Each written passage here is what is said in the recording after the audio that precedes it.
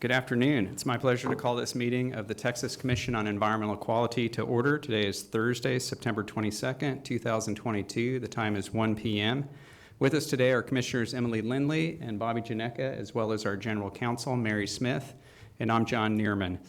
For those who are joining us virtually, I'd like to ask you to please keep your microphones muted when you're not speaking. For those who are making presentations, please wait to begin your presentation until our General Counsel or I have asked you to begin speaking. On items where argument or discussion is allowed, we will inform speakers of their time limits. Registration has closed, but if you would like to address the Commission on a particular item, please email agenda@tceq.texas.gov with your name, your affiliation, the item you'd like to comment on, and we will do our best to accommodate that request. Before I get to the agenda, I want to recognize a rare milestone. This month marks 50 years of service. Try to wrap your head around that. For Sally Paramo. Sally, congratulations. Let me tell you a little bit about Sally. She began her career in 1971 while she was still in high school, keying in data on computer punch cards for the Texas Water Development Board. After the board reorganized, she transitioned to the Department of Water Resources in 1977, the Texas Water Commission in 1985, the TNRCC, the Texas Natural Resources Conservation Commission in 1993, and finally the TCEQ in 2002. And really, I don't think it was so much Sally transitioning as the state agencies transitioning around her.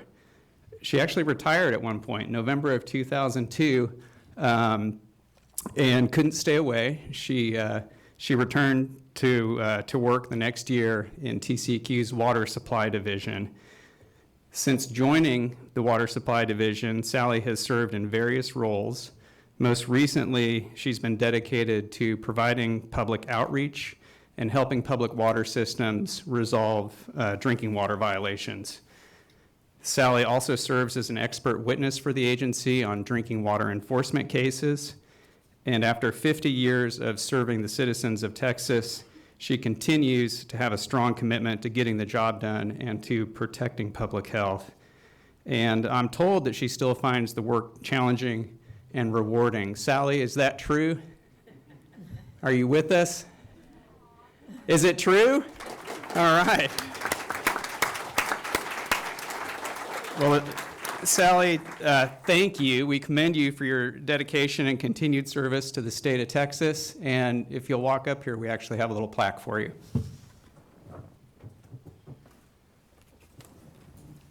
And just, it reads, Sally Paramo, 50 years of service.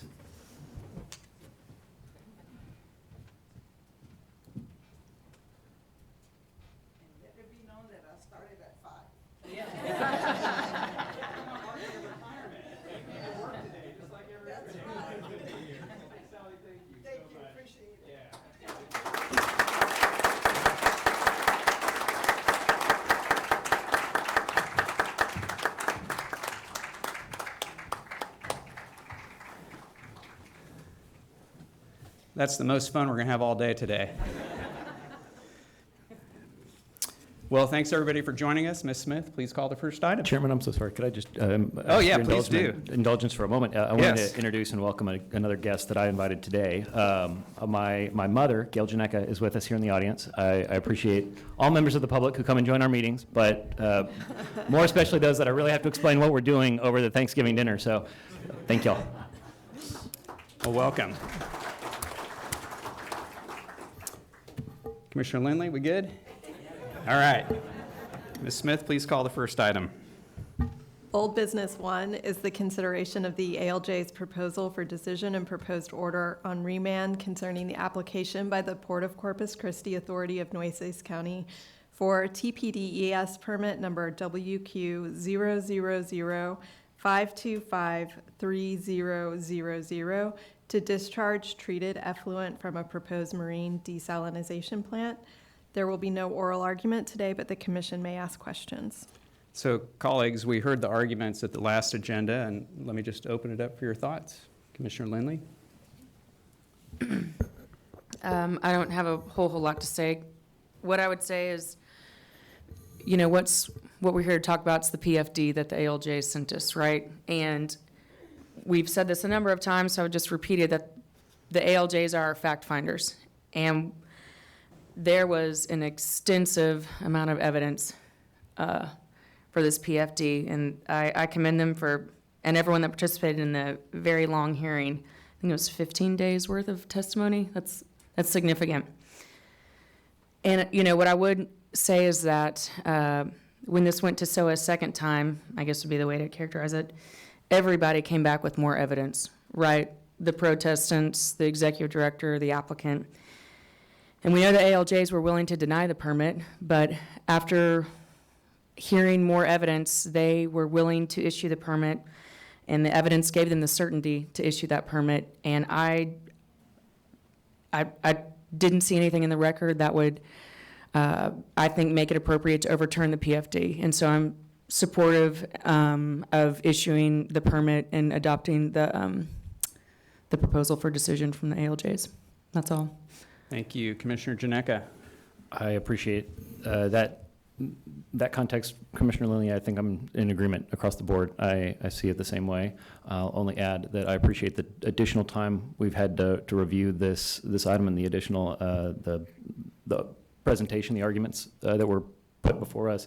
I think it let me go back and very specifically look at where the record did include any mentions of communications from APA. I think that some of the discussion there is outside of our window of decision on this item, on this order before us. And so I feel that it's appropriate to move forward with the proposal for decision and the proposed order from the administrative law judge.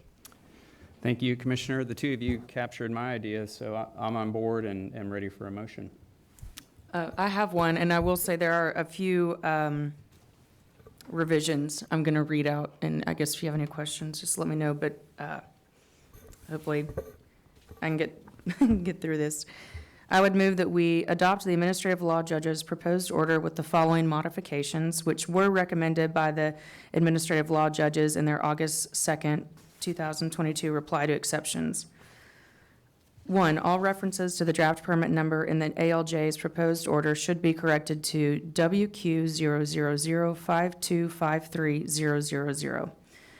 2, that we revise finding of fact number 95 as follows. Quote, under the worst-case conditions modeled by the executive director, the proposed discharge will result in salinity levels at the zone of initial dilution, or the ZID, as high as 44.68 ppt, end quote. This change is made to correct an error in the This change is made to correct an error in interpreting the executive director's modeling results found in Exhibit King/Stevens-21R. Thirdly, that we revise finding of fact number 114 as follows. Quote, the proposed discharge will be located at least 60 feet below the water surface, so humans will not be directly exposed to the discharge, end quote. This change corrects a typographical error. The location of the diffuser is specified as more than 60 feet below the surface of the water, as reflected in Exhibit APP-LT-16-R. Fourth, that we add finding of fact number 122A. Quote, to address the mixing limits for percentages of effluent at the boundaries of all 3 mixing zones, the following requirements should be added to the revised draft permit. The permittee shall maintain the diffuser at outfall 001 to achieve maximum effluent percentages at the edge of each regulatory mixing zone. The ZID, 14.6%, chronic aquatic mixing zone, 8.9%, human health mixing zone, 5.4%, end quote. This finding of fact is added to specify in revised draft permit the mixing limits for percentages of a fluid at the boundaries of all 3 mixing zones as identified in the executive director's statement of basis. I move that we adopt the executive director's response to comments to the extent that it is consistent with the commission's order, and that we issue the draft revised permit as modified by the commission's order. Second the motion. Can I ask for a clarification? Yes. For the second item for revision, you stated under the worst-case conditions modeled by the executive director, the proposed discharge will result in salinity levels at the ZID as high as 44.68. Did you mean the The ZID ZID boundary, yes, Okay. I did meet ZID boundary in that revision of finding of fact number 95. Okay, so we'll consider that a friendly amendment. Commissioner Janeka, we Second the we have motion a is second. modified. The motion has been made and seconded. All those in favor say aye. Aye. The motion carries. Ms. Smith, when you're ready, please call the next item.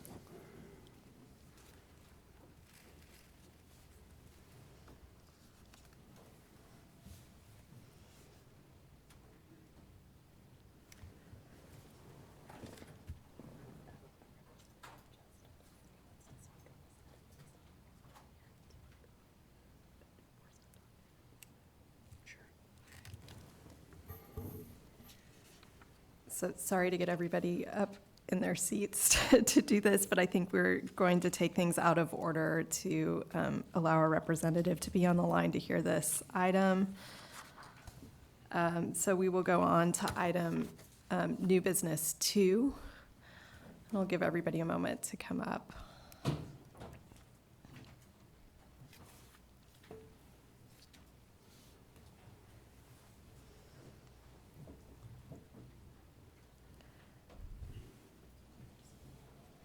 Item number 2 is the consideration of the petition filed by Highland Lakes Midlothian 1 LLC for the creation of FM 875 Municipal Utility District of Ellis County. The parties have been notified that the commissioners will not take oral argument but may ask questions, and those who have been signed in will be noted for the record. So colleagues, as you know, we review requests for contested case hearings on MUD creations under Chapter 55, Subchapter G. So we are looking for affected persons. We do not, under these rules, need to identify individual referable issues. We have 2 requests on this item, and it's clear to me that we should grant both. The proposed MUD is within Ellis County and within the ETJ of the City of Midlothian. And both requesters have expressed relevant concerns and met the other procedural and substantive requirements to be entitled to a hearing.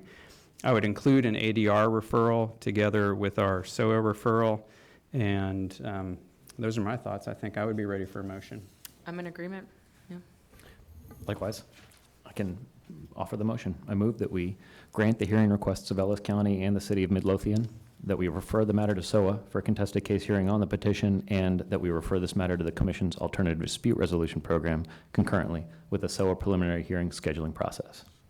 A second. The motion has been made and seconded. All those in favor say aye. Aye. Motion carries. Ms. Smith, when you're ready, please call the next item.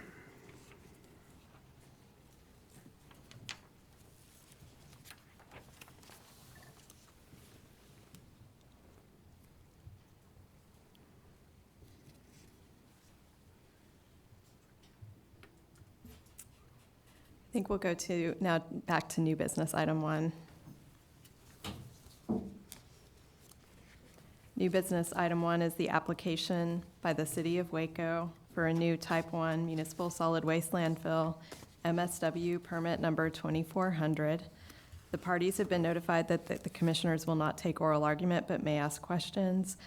And those who have signed in will be noted for the record. And I believe we have a representative on the line to address the commission. As a custom, the commission customarily allows representatives and legislators to address the commission on items. Welcome. Is the representative on the line? Can you all hear me? We can hear you. Yes, please go ahead when you're ready. Thank you for joining us. Well, apologies and thank you. Sorry, I dialed in and it kept telling me all kinds of fun stuff. So thank you for taking this under consideration. I obviously represent east side of McLennan County and the city of Axtell, and they are very, very thankful for this opportunity and hearing.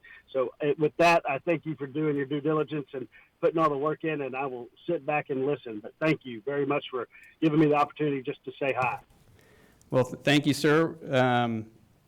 Representative Casal, we're pleased you could be with us, and this is an important issue, and colleagues, here are my thoughts. On these types of contested case hearings for landfills, we have a familiar two-part process. We first consider whether the requesters have met the procedural and substantive requirements to be entitled to a contested case, and assuming that at least one requester has done that, we then consider which issues are appropriate to refer for hearing. So part one is about who gets the hearing. Part two is about which issues are referred. Requesters who are affected in a manner different from the general public and who have articulated personal concerns that are relevant and material to the permit and have done so both in timely comments and a timely hearing request are entitled to a hearing. In determining who is an affected person, we consider the requester's statement of their personal concerns and their proximity to the regulated activity together with the nature of the proposed activity.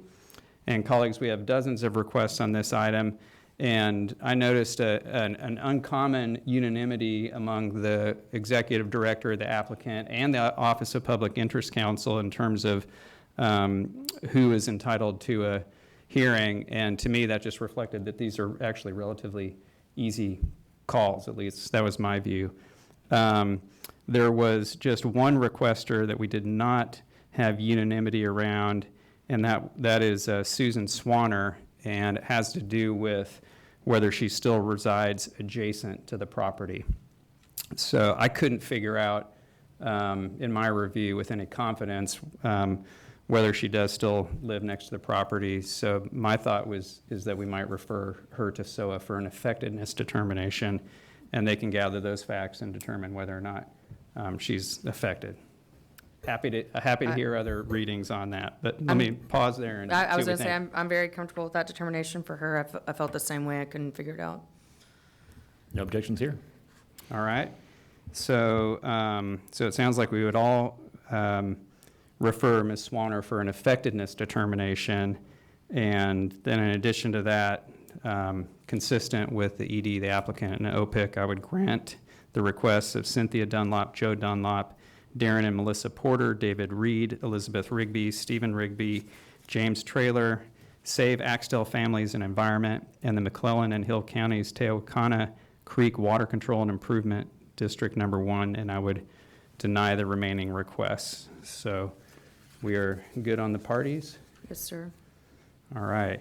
Turning to the issues, it's clear that the requesters are well represented. They have experienced counsel and very thorough counsel. They have methodically preserved about 24 issues relevant to Type 1 MSW landfill. And since there are so many referable issues, and since they're the types of issues that we would expect to see on this application, I'm going to propose that we present them in a motion, and hopefully we can avoid reading them more than once. The one issue that stuck out that I thought might raise some questions is the issue of noise. And we have noise regulations that relate to MSW transfer stations, but not to landfills. So I would not refer noise concerns on this application. Some of the other issues that are outside our jurisdiction on this type of application are light pollution, property values, economic impacts, the operation of personal helicopters, the need for the facility, and the applicant's transparency. Legally, those are things that we can't consider on this application. As for the request for reconsideration, I did not find that they raised new facts, so I would deny them. There was an interest expressed in mediation, so I would include an ADR referral. And given the number of issues and parties, I would allow the full 180 days for hearing. So that's how I came out. Commissioner Lindley? I'm in agreement. Commissioner Janeka? Likewise.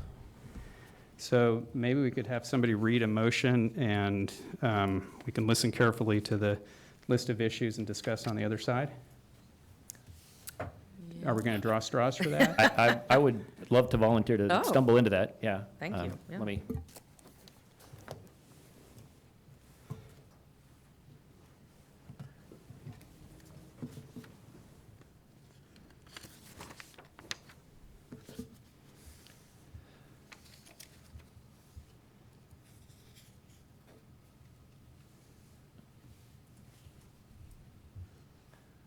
now. I should be able to do this smoothly if we're able to harness the benefits of technology appropriately. I think I've got the tweak on the fly here. I'd make a motion that we grant the hearing requests of Cynthia and Joe Dunlop, Darren and Melissa Porter, Darren Reed, Stephen and Elizabeth Rigby, James Traylor, Save Axtell Families and the Environment, and the McLennan and Hill Counties Tewakana Creek Water Control and Improvement District Number 1.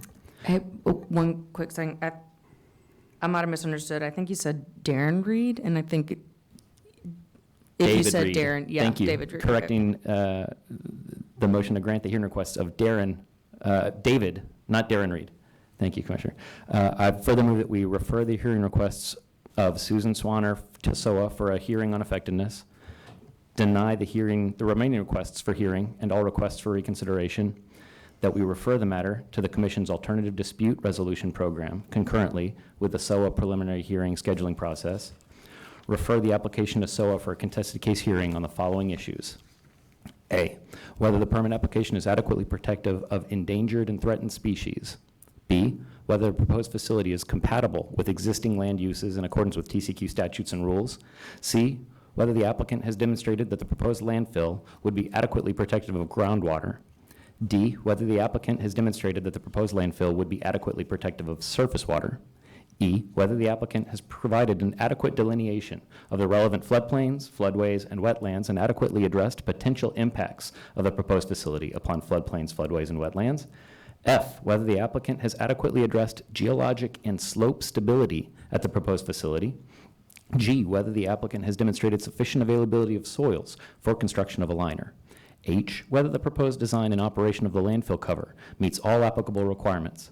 I, whether the application includes adequate buffer zones in accordance with applicable TCEQ rules. J, whether the application adequately delineates and addresses easements and whether the applicant has the requisite property interests in the proposed site in accordance with applicable TCEQ rules. K, whether the applicant has provided an adequate site operating plan, including provisions for fire and emergency response. L, whether the applicant has adequately addressed traffic impacts and traffic safety in accordance with applicable TCEQ rules.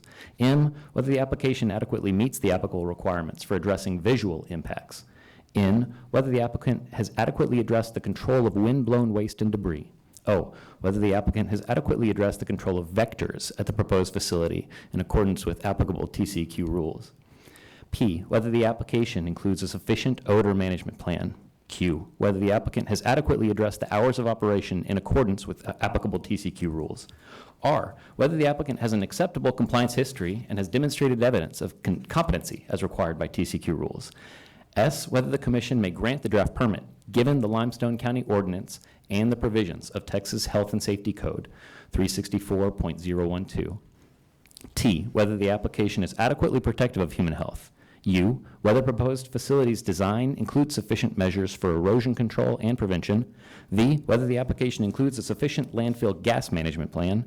W, whether the applicant has performed an adequate subsurface investigation and characterization. And X, whether the applicant has accurately characterized the groundwater at the site, including the uppermost aquifer and the seasonal high water level. And finally, I make the motion that we set a hearing duration of 180 days from the date of the preliminary hearing until the proposal for decision is issued. I second. And you hit all my issues, so I'll call for a vote.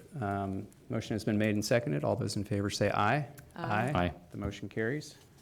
Ms. Smith, when you're ready, please call the next items.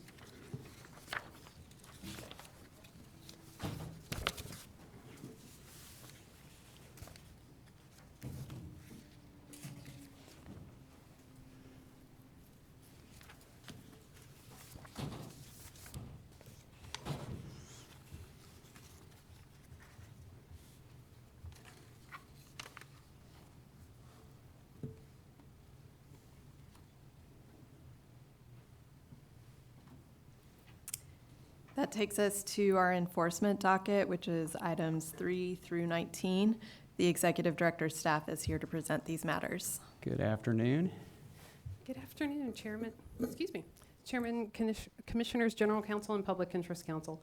For the record, my name is Melissa Cordell of the Enforcement Division, and with me today are Michael Parrish, also of the Enforcement Division, and Gitanjali Yadav of the Litigation Division representing the Executive Director. Pending before you are new business items 3 through 19. The total assessed administrative penalties are $357,792, with $33,838 deferred, $53,982 applied towards supplemental environmental projects, and $269,972 to the general revenue. We respectfully request approval of these items and are available to answer any questions you may have. Thank you, Ms. Cordell. I have none. Colleagues, any questions? No question. Not at this time. I do want to note and just say that I appreciate in our list of members of the public who've noted that their availability to vote, we do have a member of the Office of Compliance Enforcement from the region office on one of the items registered today. And I don't happen to have a question for them, but I'm really pleased to see that. I was surprised to see a TCQ staffer name on there. I don't think it's a bad thing to have our staff on the record in that sense. Thanks. Thank you. Ms. Smith, has anybody signed in to speak? No, as Commissioner Janeka noted, we had one person signed in who's available for questions on 13 from our office. All right, thank you. Mr. Arthur, what do you think? Good afternoon, Chairman and Commissioners. OPIC recommends approval and issuance of these enforcement orders as proposed by the ED. Colleagues, I agree. I agree, and I would move that we adopt items 3 through 19 as recommended today by the Executive Director. I second that motion. The motion has been made and seconded. All those in favor say aye. Aye. Aye. The motion carries. Ms. Smith, please call the next item. Item number 20 is the consideration of the monthly enforcement report, and the Executive Director's staff is here to present this item. Good afternoon again. Good afternoon, Chairman, Commissioners, General Counsel, and Public Interest Counsel. My name is Melissa Cordell of the Enforcement Division, and with me today are Michael Parrish of the Enforcement Division and Gitanjali Yadav of the Litigation Division. We are here to present the monthly enforcement report for fiscal year 2022 through July. There were 949 effective administrative orders issued, and of those, 130 contain supplemental environmental projects. These orders assessed a total of $12,280,679 in penalties, with a payable amount of $7,551,564. $2,706,912 are to be paid towards supplemental environmental projects. 14,148 notices of violation have been issued through either our field offices or review of self-reported data in our central office, and 1,763 enforcement action referrals have been received. There are 1,946 pending administrative orders, with 556 cases that are on the backlog. 202 cases are pending at the Attorney General's office for representation in district court, and 15 judgments have been issued. 1,912 cases are being tracked for compliance. We've included for review a summary of OCE investigative activities for fiscal years 2020, 2021, and 2022. We are available to answer any questions you may have. Thank you, Ms. Cordell. I have none. Colleagues, any questions? I don't have a question. I do just want to note and say that I appreciate the time that you've taken to help explain and answer some of the questions for me. I see that the number of backlogged orders on the report again shows an marked increase this month, and I'm satisfied with the tireless work that's going on behind the scenes, where our enforcement staff are really in the midst of a lot of change, and transformation is always exceptionally hard for organizations like ours. I'm pleased that y'all are tackling. It sounds like you're tackling some of the harder, higher-reaching fruit rather than low-hanging fruit, and I'm grateful for that, and I think that gives me a lot of ancillary comfort that's just not apparent to the public. So I just wanted to note that and say that for my part, I'm grateful for this ongoing reporting, and note those items with less concern that may be obvious otherwise. Yeah, thanks for bringing that up, Commissioner Janeka. I think it also reflects the fact that this agency has numerous vacant positions, hundreds of vacant positions, and that's naturally going to be reflected. And for the public and for the employees of the great employees of this agency, I want to let you all know that it is a top priority of senior leadership to try to address that. Ms. Smith, has anybody signed in to speak? No. And Mr. Arthur? OPIC appreciates the report and has no comments at this time. Thank you, Ms. Cordell. No actions necessary on this. We appreciate the report. Ms. Smith, when you're ready, please call the next item.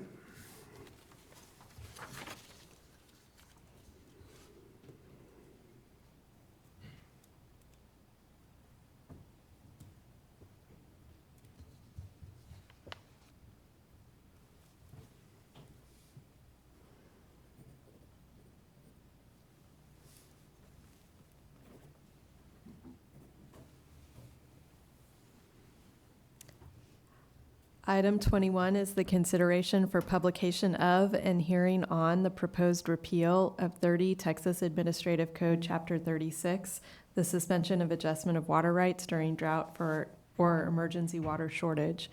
The Executive Director's staff is here to present this item. Good afternoon. Good afternoon, Chairman, Commissioners, General Counsel, Public Interest Counsel. My name is Cole Malley from the Environmental Law Division, and with me today is Kathy Alexander from the Water Availability Division. The Executive Director recommends that the Commission approve the rulemaking proposal for publication. Several years ago, the rules in Chapter 36 were declared invalid in state court. If they are not repealed, these invalid rules could cause confusion in the public or regulated community regarding the extent of the ED's authority in times of drought. Repealing these rules would also improve the overall organization of TCEQs in the water rights program, making them more accessible to the regulated community, the public, agency staff. We also request permission to make non-substantive changes to comply with the Texas Register formatting requirements. Thank you. We're available for questions. Thank you, Mr. Malley. I have none. Colleagues, any questions? No question. Ms. Smith, I can't imagine anyone signed in to speak on this. No. Mr. Arthur. Mr. Martinez. Good afternoon, Chairman, Commissioners, General Counsel, and Executive Director. My name is Eli Martinez, and I'm with the Office of Public Interest Counsel for the record. Our office has reviewed the proposed rulemaking, and these efforts do seem to be an appropriate response to the 13th Court of Appeals ruling in TCEQ versus Texas Farm Bureau that deemed our Chapter 36 rules invalid.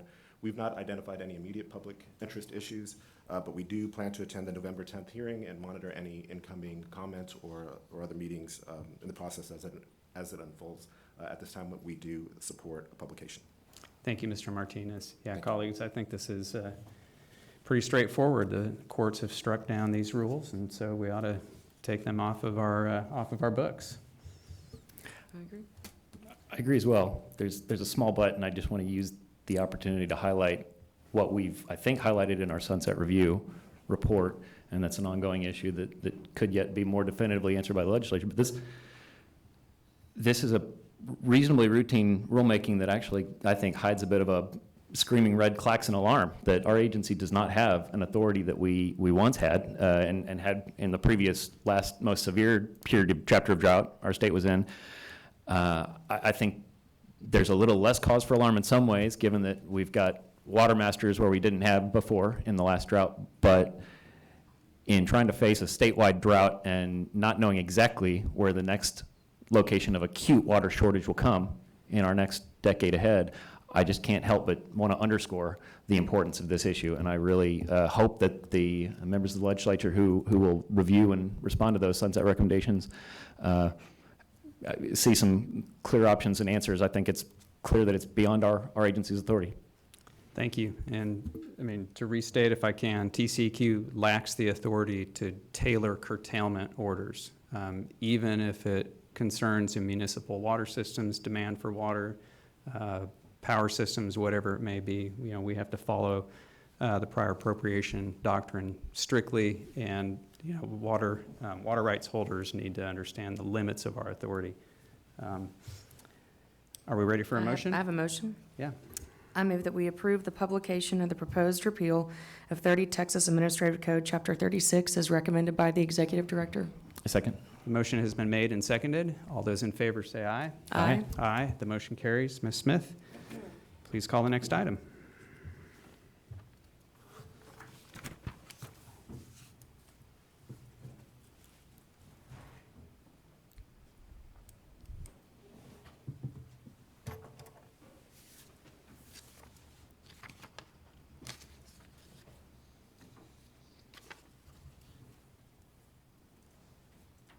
Item 22 is the consideration of the publication of and hearing on the proposed amendment to 30 Texas Administrative Code, Chapter 210.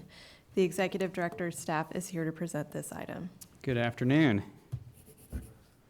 Good afternoon, Commissioners, General Counsel, and Public Interest Counsel. On behalf of the Executive Director, I'm Shannon Gibson with the Water Quality Division, and with me is Michael Parr with the Environmental Law Division. The proposed rulemaking would amend Section 210.5 related to the requirements to obtain an authorization for the use of reclaimed water. This change would clarify under Section 210.5A that an application to obtain an authorization under Chapter 210 may be submitted concurrently or any time after submittal of an application for a permit to treat and dispose of wastewater. A hybrid virtual and in-person public hearing will be offered on this proposal in Austin on Monday, November 7th of this year. Staff respectfully recommends approval of the proposal of publication and the hearing on November 7th, 2022 for Chapter 210 regarding the use of reclaimed water. Staff also respectfully requests permission to make non-substantive revisions to comply with Texas Register formatting requirements. Thank you, and we're available to answer any questions. Thank you, Ms. Gibson. I have none. Colleagues, any questions? No? Ms. Smith, is anybody signed in to speak? No. And Ms. Mehta? Good afternoon, Chairman, Commissioners, General Counsel, Executive Directors, Attorney, and staff. I'm Pranjal Mehta on behalf of OPIC for the record. I reviewed this proposed rulemaking for OPIC. OPIC agrees that the proposed rulemaking would provide a consistent interpretation of the Texas 30 Administrative Code Chapter 210 rules to obtain authorization for the use of reclaimed water. OPIC recognizes that it is clarifying the timing of the application to obtain an authorization under the rules for efficient processing and as an incentive to promote reuse. OPIC will attend the November 7th public hearing for this rule proposal and monitor any further comments or meetings in the process as it unfolds. At this time, OPIC supports publication. Thank you. Thank you, Ms. Mehta. And colleagues, just to be clear, this does not propose to change any substantive requirements as to protectiveness. These are just proposed procedural changes to help encourage reuse. I think I'm ready to put it out for notice. Mm-hmm. I'm very excited about this one. I think this is a great success that is very hard to articulate to the public why it's so exciting, but we're making it a lot more simple, hopefully, for communities in Texas to end at a destination where they're capturing and maximizing how much of their water they're using. And I think that's a great thing to celebrate, as hard as it is to celebrate procedural changes that are non-substantive. To that end, if y'all are inclined, I'd make the motion that we approve the publication and approve the publication and hearing on the proposed amendment to 30 Texas Administrative Code, Chapter 210, as recommended by the Executive Director. I second. The motion has been made and seconded. All those in favor say aye. Aye. Motion carries. Ms. Smith, when you're ready, please call the next items. Items 23 through 26 are for closed session, and the commission will meet in closed session in room 211S in Building E as permitted by the Open Meetings Act, including Texas Government Code Sections 551.071 and 551.074, to take up and consider matters pursuant to items number 23 through 26 as posted and noticed. The time is 1:38 p.m. We are in recess.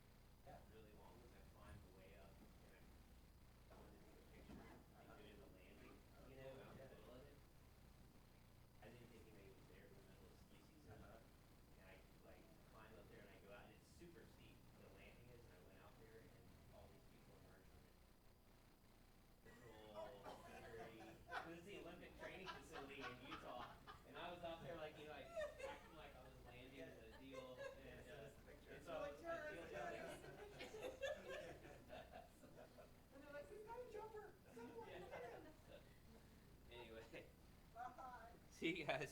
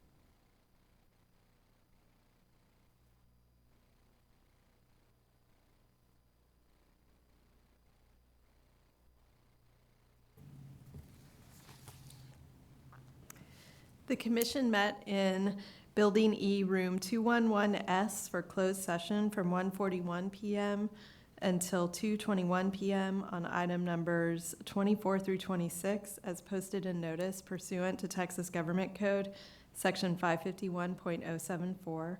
No action was taken. The agenda stands adjourned. The time is 2:33.